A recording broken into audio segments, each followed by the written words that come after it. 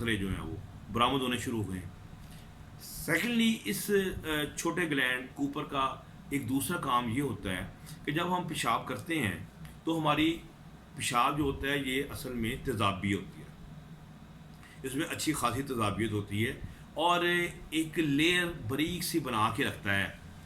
Mucus होता है जैसे गाढ़ा सा थूक जैसी चीज़ होती है, गाढ़े थूक जैसी, जो आपकी प्रोटेक्ट कर रही होती है आपकी पेशाब की नाली को। जब पेशाब आता है तो वो साथ ही बह जाती है, लेकिन वो बचा लेती है आपको जो पेशाब की नाली है तेज़ाब के असरात से। अब वो कूपर ग्लैंड क्या करता है, फ़ौरन और म्यूकस पैदा करता है जो कि आपकी उस नाली को दोबारा कोटिंग करता है ताकि अगली दफ़ा पेशाब आए तो उसको दोबारा तेज़ाब वाला ना लगे, और कुछ कतरे वो बाहर में भी निकल जाते हैं। लोग कहते हो मुझे बड़ी सख्त बीमारी है, मुझे पेशाब के बाद म्यूकस यानी लेसदार कतरे आते हैं और ये एक बड़ी ख़तरनाक बीमारी है जिसकी वजह से शायद मेरी मनी ज़ाया हो रही है और मैं बहुत कमज़ोर और लागर हो रहा हूँ और मुझे ये सारी बीमारियाँ जो हैं वो लाहक हो रही हैं। मैं ये बता रहा था कि ये कूपर ग्लैंड का जो है वो एक नेचुरल फंक्शन है, ठीक हो गया। लेकिन अब कूपर ग्लैंड का फंक्शन ये है, लेकिन बहुत सारे लोग हैं जिनको ऐसे कतरे वगैरह नहीं आते, और कुछ लोग हैं वो बेचारे कुछ सोचते भी नहीं हैं सेक्स के मुतालिक, उनको फिर भी कतरे आ रहे होते हैं। अच्छा, ये इसका मतलब है यहाँ कोई गड़बड़ है कि ये क्यों आखिरकार कतरे आते जा रहे हैं उन लोगों के बावजूद कि उनमें कोई सेक्सुअल थॉट नहीं आ रही और चलते फिरते भी उनको आ रहे हैं, उनके जिस्म में भी कोई गरमाइश बीमारी सी उनके अंदर रह रही है। तो ये क्या, मैं लोगों को मिसाल दिया करता हूँ कि एक शख्स है, उसके सामने भूख लगी हुई है, उसे उसके सामने पुलाव आए या इमली की चटनी आ जाए तो उसके मुंह में यकायक पानी आना शुरू हो जाता है, तो हम कहते हैं नो प्रॉब्लम, ये बिल्कुल नेचुरल है। लेकिन एक शख्स ऐसा है कि उसके सामने कुछ भी नहीं आ रहा, पेट भी भरा हुआ है, फिर भी उसके मुंह में पानी आता है, हम कहते हैं नहीं, इसको कोई गड़बड़ है, ये बीमारी है, कुछ ज़ुबान में जलन है, कुछ छाले हैं, कुछ भी है जिसकी वजह से उसका थूक निकलता जा रहा है। इसका मतलब ये हुआ कि दूसरी मिसाल जिसकी मैंने बताया कि एक शख्स को थूक आता ही जा रहा है बगैर किसी की वजह से, और एक बंदे को इस तरह कतरे आते ही जा रहे हैं, तो इसका मतलब है वहाँ कोई बीमारी मौजूद है। ये एक फ़र्क है इन दोनों चीज़ों में कि एक नेचुरल कतरे हैं और एक अननेचुरल कतरों का फ़्लो है। ये अब एक माहिर साइकियाट्रिस्ट सेक्सोलॉजिस्ट ये अंदाज़ा कर सकता है, बता सकता है कि कहाँ ये नेचुरल है और कहाँ ये नेचुरल नहीं है, कहाँ इनका इलाज होना चाहिए और कहाँ इनका इलाज नहीं होना चाहिए। अब मैं आपको बताता हूँ कि ये जो बिला वजह जो निकलते रहते हैं इनके पीछे क्या बीमारी इन्वॉल्व होती है, यानी कि वो कैसे हो जाता है। वही जो कूपर ग्लैंड का जैसे मैंने बताया था, अगर उसमें कुछ सोजिश पैदा हो जाती है, इन्फेक्शन हो जाती है, तो उसकी सिक्रीशन बढ़ जाएगी, निकलना शुरू हो जाएंगे ज़्यादा। और ये कूपर ग्लैंड जो है आपकी परेशानी के साथ भी अटैच है, जब आप बहुत परेशान होते हैं तो ये ओवर एक्टिव हो जाता है, ये भी प्रोड्यूस करना शुरू होता है ज़्यादा। तो इसका मतलब है कुछ ना कुछ है, यानी कि धुआं उठ रहा है तो उसके पीछे कहीं ना कहीं आग लगी होती है। तो कूपर ग्लैंड की पैथोलॉजी उसके साथ प्रोस्टेट भी इन्वॉल्व हो जाता है, तो उसकी वजह से हमने देखते हैं कि वो जो कतरों के वाले पेशेंट हैं उनमें वाकई ही जिस्मानी मसाइल नज़र आ रहे होते हैं। लेकिन अनफॉर्चुनेटली हमारे डॉक्टर हजरात इन बातों को नहीं समझते। अल्लाह का ये शुक्र है, अल्लाह ताला ने ये मुझे एक बहुत ज़्यादा इज़्ज़त दी है कि मैंने जरियान और धांत को दुनिया में इंट्रोड्यूस करवाया एज ए बीमारी। मैंने मुख्तलिफ़ जगह पर लेक्चर दिए, सिंगापुर में, फिर मैंने ऑस्ट्रेलिया में, फिर फ्रांस में, और मुख्तलिफ़ जगह पर जाकर मैंने ये साबित किया और कि ये एक्सेसिव ड्रॉप्स का निकलना नेचुरल नहीं है, ये एक बीमारी है जिसको हम एक ख़ास कैटेगरी में फिर मैंने उसको शामिल किया साइकोसोमेटिक डिजीज़ में। और बाहर के लोगों ने, अंग्रेज़ों ने इस चीज़ को एक्नॉलेज किया कि हाँ हम इस बीमारी के मतलब कुछ नहीं जानते थे, इसीलिए लिटरेचर में इसका कुछ नहीं आया। तो अल्लाह की शुक्र है, अल्लाह ताला ने ये इज़्ज़त मुझे दी कि मैंने लोगों को ये बात बावर करवा ली, मनवा ली कि जब ये एक्सेसिव है तो फिर कुछ ना कुछ है, अगर कुछ ना कुछ है तो इसका ट्रीटमेंट कुछ ना कुछ ہونا چاہیے. اور اللہ کا شکر ہے کہ میں نے اپنی برس ہا برس کی محنت یعنی کہ ایٹ لیسٹ میں نے 25 سال اس تحقیق میں لگائے ہیں، اور جس کا ایک خلاصہ جو ہے وہ میں آپ کو اس وقت بیان کر رہا ہوں. تو جب ہم یہ اندازہ لگا لیتے ہیں کہ یہ نیچرل کی حد سے باہر ہے تو اس کا ٹریٹمنٹ ہم نے پھر کیا کرنا ہے. تو شکر ہے کہ پھر آہستہ آہستہ اس کا جو ٹریٹمنٹ ہے وہ بھی میں نے ڈیوائس کیا ہے، ڈیزائن کیا ہے.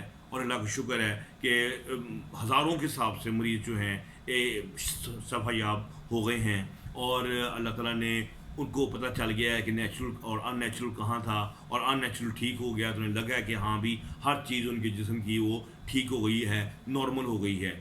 سو یہ ہے سٹوری جو دھانت کی ہے. اب جو پیشاب لوگ کرتے ہیں، زور لگاتے ہیں، جن کو قبض ہوتی ہے ان کو قطرے آتے ہیں، یہ کیا چبلا ہے؟ یہ ہمارا ایک پروسٹیٹ گلینڈ ہوتا ہے جہاں سے وہ منی کا 1/3 آتا ہے، لیکن اس کی نالیاں جو ہیں وہ پیچھے ٹیسٹس کے ساتھ اٹیچ نہیں ہوتی، اس کی اپنی نالیاں ہوتی ہیں، اس کے اندر ایک اپنی رطوبت ہوتی ہے.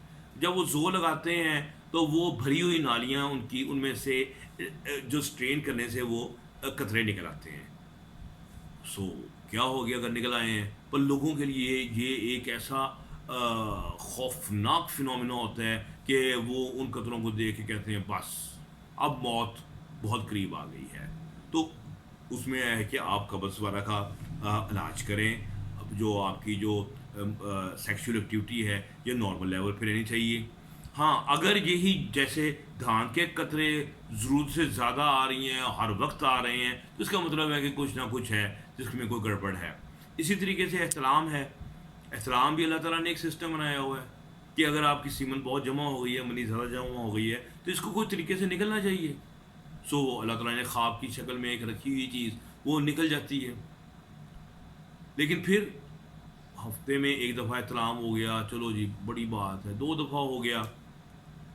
لیکن میں نے یہ دیکھا ہے کہ بہت لوگوں کو رات میں 4 دفعہ ہو رہا ہوتا ہے. اب اس چیز کو بھی سائنس نہیں مانتی تھی. میں نے یہ اندازہ لگایا کہ جہاں اتنا احترام ہو رہا ہے وہاں پر کچھ نہ کچھ ہے، کیونکہ لوگوں کے سمٹم نظر آ رہے ہیں اس کے اوپر، باڈی کے اوپر. وہ اداس ہیں، چپ ہیں، بے بس ہیں، جسمانی بیماریاں ان کو ہو رہی ہیں. تو کچھ نہ کچھ تو ہے نا. تو وہ بھی اسی طریقے سے جب یہ ضرورت سے زیادہ ہے تو یہ کہیں نہ کہیں بیماری کی شکل ہے. میں ابھی آپ کو کچھ دیر میں بتاؤں گا کہ بیماری کی اصل جو جڑ ہے ان 4 بیماریوں کی، دانت کی، جریان کی، احتلام کی، ذکاوت حس کی، سب ایک ہے. ان کا بیج ایک ہے. آپ کہیں گے بیج ایک ہے تو ایک بندے کو یہ چاروں کی چاروں کٹھی کیوں نہیں ہوتی؟ یعنی کہ انہی کے ساتھ اٹیچ جو ہے صورت الانزال بھی ہے، اسی کے ساتھ اٹیچ ڈپریشن بھی ہے، اسی کے ساتھ میگرین بھی ہے، اسی کے ساتھ آئی بی ایس بھی ہے، جنہوں کو لوز موشن اور کانسٹیپیشن ہوتی رہتی ہے. ان کے سب کے پیچھے ایک ہی چیز ہے، ایک ہی بیج ہے. اب لوگ کہیں گے کہ ایک بیج ہے تو یہ ایک بندے کو یہ ساری بیماریاں اکٹھی ہونی چاہیے، پر میں کہتا ہوں نہیں، ایسا نہیں ہے. آپ جب ایک لگاتے ہیں پودا جو بیج ہے تو اس میں ہم نے دیکھا ہے کسی میں پھول پیدا نہیں ہوتے، جڑیں ہوتی ہیں. سو میں یہ بات یہ کہہ رہا تھا کہ ایک بیج ہونے کا یہ مطلب نہیں ہے کہ وہ سب کی سب چیزیں ان میں ہوں گی. ان میں سے ایک چیز سامنے آ جائے گی، 2 سامنے آ جائے گی، 3 سامنے آ سکتی ہیں. تو ضروری نہیں ہے کہ ساری کی بیماریاں اکٹھی آئیں. اب ان کے پیچھے وہ بیج کیا ہے جو میں آپ کو بتانا چاہ رہا تھا، وہ ہمارے دماغ کے اندر ایک کیمیکل ہے جس کو ہم سیروٹونین کہتے ہیں. سیروٹونین کی جب کمی ہوتی ہے تو اس جیسی بیماریاں جن کا میں نے ذکر کیا ہے یہ سر اٹھانا شروع ہو جاتی ہیں. تو جب سیروٹونین کی کمی ہوتی ہے تو انسان کے اندر ڈپریشن، انزائٹی، یہ بیماریاں جب پیدا ہوتی ہیں تو نتیجہ یہ نکلتا ہے کہ انسان جو ہے وہ اس میں اداسی، رونا، زندگی بیکار لگنا، یہ سب کچھ پیدا ہو جاتا ہے. لیکن ساتھ ساتھ سٹریس جو ذہنی سٹریس پیدا ہوتا ہے یہ ہمارے جسم کے اندر بھی تبدیلیاں کرتا ہے. جیسے کہتے ہیں نا سٹریس کی وجہ سے السر ہو گیا، یا اس لوگوں کے جوڑوں کی درد شروع ہو گئی، یا کچھ لوگ کہتے ہیں سٹریس کی وجہ سے دمہ ہو گیا. اور ہو جاتا ہے، اس میں کوئی شک نہیں، زیادہ اس سے بڑھ جاتا ہے. تو سٹریس جب آتا ہے تو یہ باڈی کے اندر انفلیمیشن پیدا کرتا ہے، جلن جیسے کیمیکلز پیدا کرتا ہے، جسے ہم اپنے ٹیکنیکل ٹرمز میں سائٹوکائنز کہتے ہیں. آپ اس میں نہ پڑھیں. اب جو سائٹوکائنز ہیں یہ باڈی کے اندر مختلف جگہ پہ ایک جلن، ایک انفلیمیشن پیدا کر رہے ہوتے ہیں، اور انسان کی باڈی کے اندر الرجک ریئیکشن جیسی چیزیں پیدا کر رہے ہوتے ہیں. اور نتیجہ یہ نکلتا ہے ایکچولی وہاں پر کچھ نہ کچھ گڑبڑ ہو جاتی ہے. پروسٹیٹ میں بھی ہو سکتی ہے، وہ جو غدود ہے پروسٹیٹائٹس اسے کہتے ہیں، نان بیکٹیریل نان وائرل اسے پروسٹیٹس کہتے ہیں. اس طرح کوپر گلینڈ میں بھی وہ چیز پیدا ہو سکتی ہے. جیسے آپ کی وہی انفلیمیشن جیسے پیدا ہو رہی پھیپھڑوں میں، وہ آپ کے نیچے بھی پیدا ہو سکتی ہے. سو سٹریس اور پھر سیروٹونن کا کم ہونا، یہ ان تمام بیماریوں کی بنیاد ہے. تو اگر ہم ان بیماریوں کو جب ایک لیول پر سمجھ جائیں کہ یہ بیماری کی شکل اختیار کر چکے ہیں، جو والی بات میں بڑی اہم کر رہا ہوں کہ ایک لیول پہ یہ نیچرل فنومنا ہے اور ایک لیول پہ ان نیچرل فنومنا ہے. اب یہ ڈٹرمن کرنا یہ کوئی آسان تو نہیں ہے، لیکن آپ کو تجربے کے بعد ڈاکٹر کرتا ہے آہستہ آہستہ. اب میرا تو تجربہ اس میں بہت ہو گیا، 25 سال ہو گئے مجھے اس میں لوگوں کو کام کرتے. تو مجھے پتہ کچھ کو ٹھیک کرنا ہے کہ کس کا علاج کرنا ہے اور کس کو صرف تسلی اور تشفی دے کے واپس کر دینا ہے. تو جب آپ اندازہ لگا لیں کہ ہاں جی یہ ایک بیماری کی اس شکل میں ہے، تو پھر اس کے لیے جو medicines, psychotherapy, sex therapy, education, یہ سب کچھ دی جاتی ہیں تاکہ وہ جو ہے وہ زندگی میں اپنی جگہ پر آ سکے. اگر آئے گا تو پڑھے گا، لکھے گا، کام کرے گا، ترقی کرے گا، ملک بھی ترقی کرے گا، سب کچھ ہوگا. اور میں یہ بتا رہا ہوں کہ یہ پورے سب کانٹیننٹ، بنگلہ دیش، سری لنکا، یہ سب لوگوں کا معاملہ ہے. اس کی وجہ سے ہمارے یہ لوگ ارب 1.5 ارب لوگ جو ہیں وہ اس تکلیف میں ہیں، وہ کرم میں ہے، وہ اذیت میں ہے. اور میں جو آپ کو بتا رہا ہوں کہ اگر یہ جو متھ، یعنی کہ جیسے جو ایک ان ریئل چیزیں ہیں، اس کی ایجوکیشن دی جائے، جو میں دینے کی کوشش کر رہا ہوں، اور ریئلٹی کو سامنے رکھا جائے، تو لوگوں کی زندگی بہت سہل ہو جائے گی، بہت بہتر ہو جائے گی.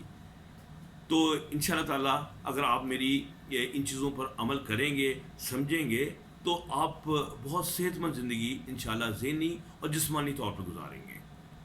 اگر آپ کو میری یہ ویڈیو پسند آئی ہے تو اسے لائک ضرور کریں، اور میرے چینل کو سبسکرائب کرنا نہ بھولیے گا. بہت شکریہ.